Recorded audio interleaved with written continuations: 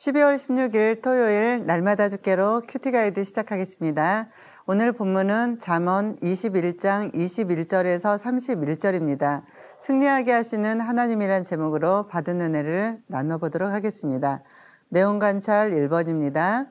공의와 인자를 구하는 자는 무엇을 얻습니까? 공의와 인자를 따라 구하는 자는 생명과 공의와 영광을 얻느니라. 아멘. 본절은 의와 사랑의 길을 걷는 사람이 누릴 상급에 대해서 말해주고 있습니다. 공의는 하나님과 사람 앞에서 올바로 행하는 것, 그리고 인자는 사람을 사랑하는 것을 의미합니다. 사람이 성공적인 삶을 살기 위한 두 가지 요소로 의와 사랑이 필요하다는 것입니다. 그리고 이 두 가지는 함께 있을 때 그 가치가 배가 될 수 있습니다. 의만 있고 사랑이 없는 사람은 무정해지기 쉽고, 반대로 사랑만 있고 의가 없으면 나약하고 문란해질 수 있습니다. 그러므로 공의와 인자는 계속적으로 추구해야 합니다. 이러한 삶을 살아가는 사람에게 세 가지 축복이 주어지는데 생명과 공의와 영광입니다. 의와 사랑을 계속해서 행하는 사람은 세상에서 이웃의 존경을 받고 내세에서 하나님께서 예비하신 영광의 축복을 누릴 수 있습니다. 내용 관찰 2번입니다. 무례하고 교만한 자의 이름을 무엇이라고 합니까? 무례하고 교만한 자를 이름하여 망령된 자라 하나니 이는 넘치는 교만으로 행함이니라. 아멘.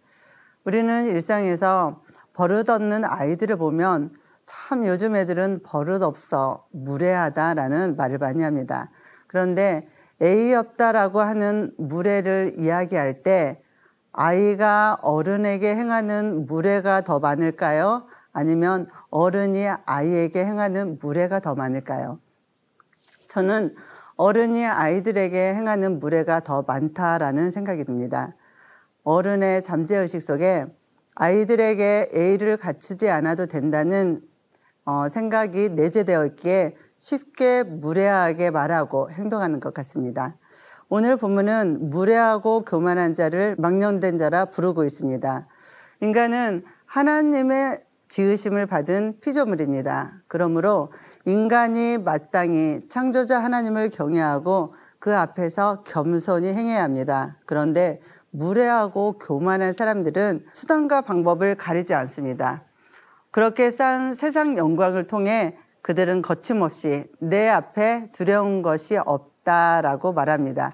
이것이 망령된 자의 특징입니다. 내용 관찰 3번입니다. 거짓 증인은 어떻게 합니까? 거짓 증인은 팽망하려니와 확실히 들은 사람의 말은 힘이 있느니라. 우리가 인생을 살다 보면 진실을 숨기고 싶은 유혹을 받을 때가 있습니다. 그리고 진실을 포기하도록 유혹을 받을 수도 있습니다. 이럴 때 사람들은 자기 방어와 이익을 위해서 거짓 증언을 하게 됩니다. 처음에는 어쩔 수 없이 거짓말을 하지만 나중에는 그 거짓말을 합리화하기 위해서 고의로 거짓말을 하게 되죠. 재판을 할 때 보면 간혹 재판을 이기기 위해서 일부러 거짓 증언을 하는 일도 일어나는데 이러한 악인이 하는 거짓 증언이 때때로 재판에서 이길 수도 있습니다. 그러나 진실한 증언은 담대하며 누구에게도 흔들리지 않습니다. 반대편에서 여러 가지 견해나 증언을 제시해도 초지일관으로 자기 말을 바꾸거나 포기하지 않습니다. 우리가 믿는 하나님은 공의로우신 분입니다. 공의로우신 하나님은 인생의 모든 일을 바라보고 살피시고 계십니다. 거짓 증인을 찾아내서 반드시 합당한 대가를 받게 하십니다. 그러므로 거짓말은 영원히 감출 수 없음을 기억하시기 바랍니다. 연구와 묵상 4번입니다. 성공과 패망에 있어 인간의 노력과 하나님의 뜻은 어떤 관계가 있는지 묵상해 봅시다. 싸울 날을 위하여 마병을 예비하거니와 이김은 여호와께 있느니라. 아멘. 본문에서 전쟁에서 승리가 하나님께 달려 있다는 말씀입니다. 싸울 날을 위하여 마병을 예비한다는 것은 전쟁을 위해 군사력을 비축하는 것을 말하는데 마병은 고대 전쟁에서 가장 강력한 무기였다고 합니다. 그런데 본문 하반절을 보면 전쟁에서 이김은 여호와께 있다고 말합니다. 전쟁에서 이김은 여호와께 있다.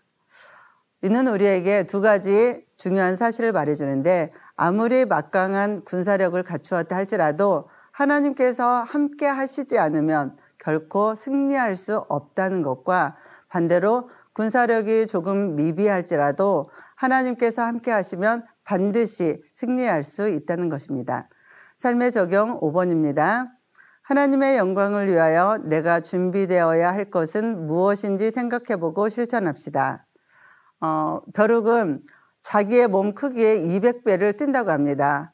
사람이 자기 키만큼 뛰는 것도 쉽지 않은 것을 생각해보면 굉장히 놀라운 일입니다. 그런데도 우리는 뛰어봤자 벼룩이다 라는 말을 합니다.